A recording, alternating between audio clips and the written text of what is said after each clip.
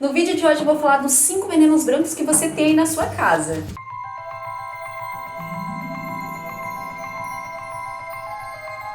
Este é o canal Rô Mais Consciente. Eu sou a Rô Damasceno. Eu sou uma pessoa que estou me tornando muito mais consciente em relação a muitas coisas, principalmente a alimentação. E se você é novo aqui no canal, se inscreva e ative o sininho para você receber vídeos com conteúdos que vão abrir a sua mente e deixar você muito mais consciente. Hoje eu vou falar de 5 venenos brancos que você tem aí na sua casa. O primeiro deles vamos começar pela farinha de trigo branca. Sim, a farinha de trigo que você faz pães, bolos, tortas, você usa farinha de trigo em tudo, você, porque eu não. A farinha de trigo, ela não tem valor nutricional nenhum, ela só incha o nosso corpo, ela tem uma quantidade muito grande de glúten. O que o glúten faz no nosso corpo? Ele incha, ele inflama o nosso corpo. Além disso, o nosso organismo não é capaz de digerir totalmente. Mas por que a farinha de trigo é um veneno? Porque durante o processo que ela se tornou branca e fininha, ela foi perdendo todos os nutrientes que continha nela. Então, ficou uma grande quantidade de glúten que inflama o nosso corpo, nos engorda, digamos assim que é uma caloria vazia. Mas dá pra você substituir sim a farinha de trigo. Você pode substituir a farinha de trigo pela farinha de linhaça, farinha de aveia. Aqui em casa eu não uso farinha de trigo, eu só uso a farinha de aveia ou até mesmo a própria aveia em flocos fininhos, ou até o farelo de aveia, que também a consistência dele é bem fininha, então dá pra eu usar substituindo a farinha de trigo. Além de você substituir pela farinha de aveia, você pode substituir pela farinha de amêndoas, pelo fubá, farinha de linhaça, farinha de arroz. Existem muitas outras opções muito mais saudáveis e menos processadas. Outro item que você tem com certeza aí na sua casa, que é o leite de vaca pasteurizado. Mas por que ele é um veneno para nossa saúde? Bom, o leite de caixinha ele é um leite estéril, né? Ele passou por vários processos químicos. A indústria foi adicionando muitos aditivos químicos nesse leite de caixinha. Ele tem poucos nutrientes realmente. Ele tem uma grande quantidade de gordura saturada e colesterol. O processo da pasteurização elimina bactérias importantes para a flora intestinal. O leite de vaca é muito condenado pelos médicos. Inclusive, muitos médicos falam que realmente a gente não precisa.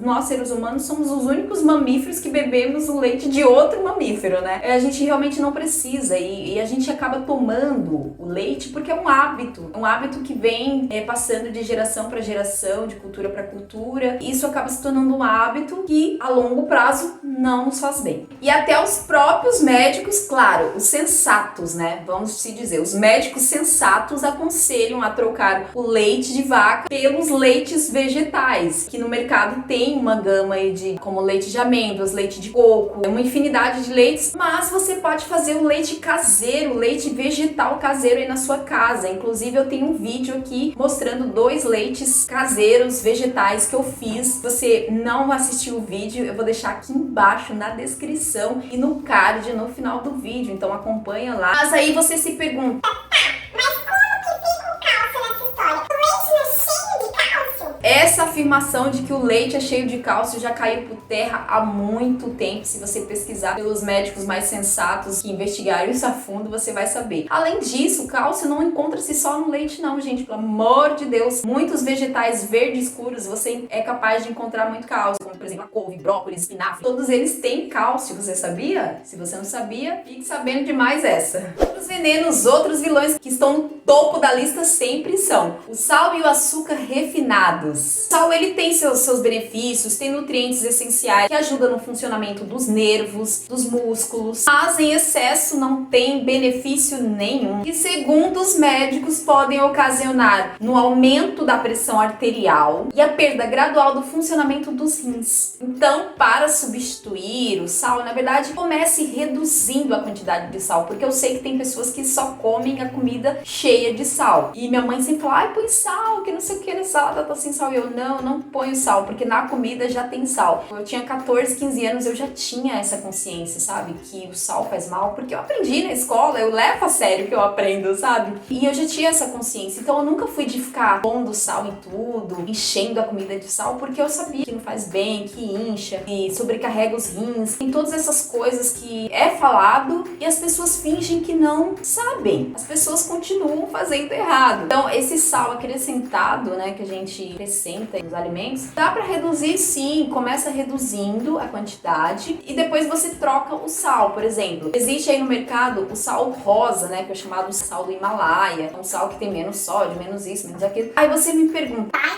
mas esse sal é muito mais caro. Eu sou da seguinte opinião: é muito mais valoroso você cuidar da saúde do que você cuidar da doença. Eu acho que cuidar da doença é muito mais caro do que você cuidar da saúde, você não acha? Fica aí essa pergunta pra você refletir. Eu não acho que o sal rosa é tão mais caro, mesmo porque você não vai usar uma quantidade grande. Quando você começar a utilizar o sal rosa, por exemplo, você já vai ter diminuído a quantidade de sal. Se você é uma pessoa que enche muito a comida de sal, você já vai ter reduzido. Então começa reduzindo, depois troca o sal. A diferença não é tão grande assim de valores. Você consegue comprar esse sal e ir usando um pouco as quantidades, ele vai render bastante, pode ter certeza disso. Sempre fica esse questionamento, sabe? Será que aquela pizza que eu peço todo fim de semana, esses aplicativos aí de comida que tem por aí, né, são tantos agora, será que não sai muito mais caro um pacotinho de 500 gramas de sal, que dá pra você usar assim várias vezes, e a comida ali, aquela pizza, você vai usar, vai comer 1 ou 2 dias no máximo, né? Você vai gastar muito mais. Então, faça as contas aí na sua casa e você verá a diferença. E também a questão da saúde, né? Não estou aqui falando pra você parar de comer a pizza, não. Eu só tô dando um exemplo, porque às vezes as pessoas falam: ai, tal coisa é caro. Tá, mas você gasta com cachaça, que é muito mais caro. Você gasta com pizza, que é muito mais caro. Você gasta com remédio pra dor de cabeça, sendo que você poderia evitar a dor de cabeça comendo certo. Então, são coisas assim que a gente tem que começar a pensar mais, né? Com certeza, cuidar da saúde não é tão caro quanto cuidar da doença, não, viu? Isso eu posso te dizer com toda certeza. Próximo é o açúcar refinado. Esse daí é o topo, esse aí é o ápice do alimento que não é alimento, né? E por que o açúcar refinado é considerado um grande vilão, né? É considerado um veneno para a nossa saúde? Porque durante o processo de refinamento do açúcar é eliminado todos os nutrientes que continha nele. E aí ele se torna um alimento químico, não sobra nada de nutrientes. Fica aí uma caloria vazia, né? Você que consome açúcar e adicionado em excesso, você vai engordar, você vai trazer um monte de malefícios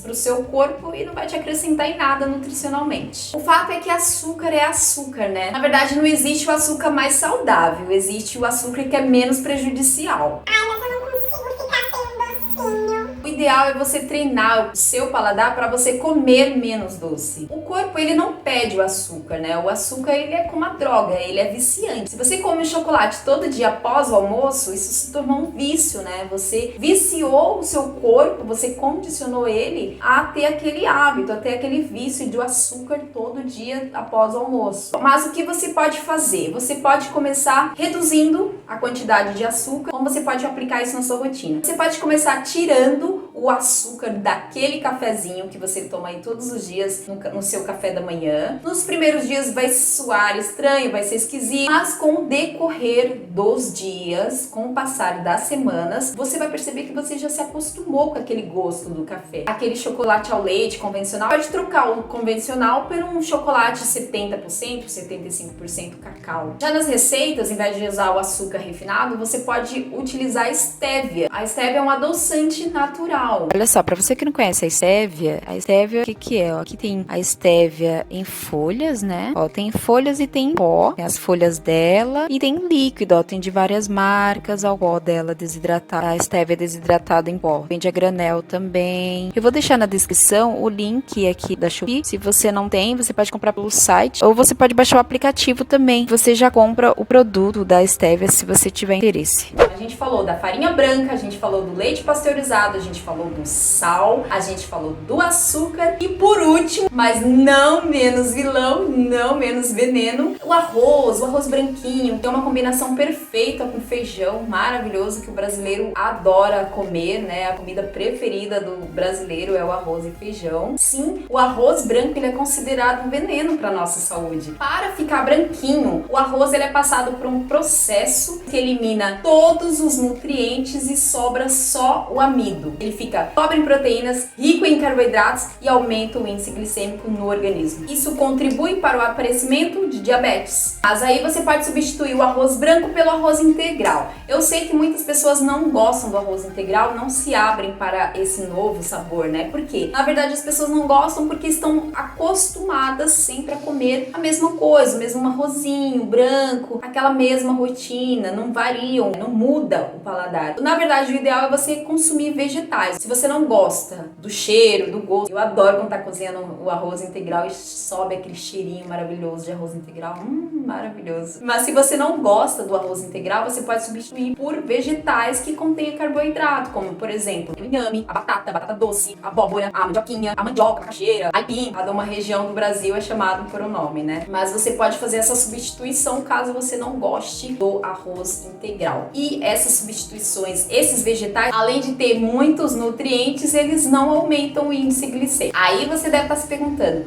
As meus avós consumiam esses produtos e morreram velhinhos. já foi-se o tempo em que determinados alimentos não eram tão processados como são agora, né? Como são ultimamente. Que eram orgânicos, não faziam tão mal para nossa saúde. Esses alimentos eram processados manualmente, mas hoje são processados na indústria que visam lucro e colocam substâncias nestes alimentos, o que acabam fazendo um grande mal para a saúde. Que, aliás, não deveria nem ser chamados de alimentos, né? Não contém minerais, vitaminas, proteínas suficientes para poder fazer bem para nossa saúde. São constituídos basicamente de amido e calorias, além de conter muitos venenos inseridos durante o processamento, para que durem mais, para ficarem mais atraentes ao uso, para poderem serem transportados de maneira muito mais fácil. Se você quer mudar os seus hábitos, quer diminuir a quantidade de açúcar na sua alimentação, quer diminuir o uso de farinhas refinadas, aqui embaixo na descrição tem um link com 500 receitas zero açúcar e sem glúten também, para você mudar seu paladar, para você melhorar a sua alimentação, outras variedades de alimentos, outras possibilidades. Então, se dê uma chance, cuide da sua saúde, cuide da sua alimentação, cuide do seu corpo, cuide de você. Se você gostou deste conteúdo, dá um like, compartilha aí com essas pessoas que precisam ter uma alimentação muito mais consciente. Até o próximo vídeo.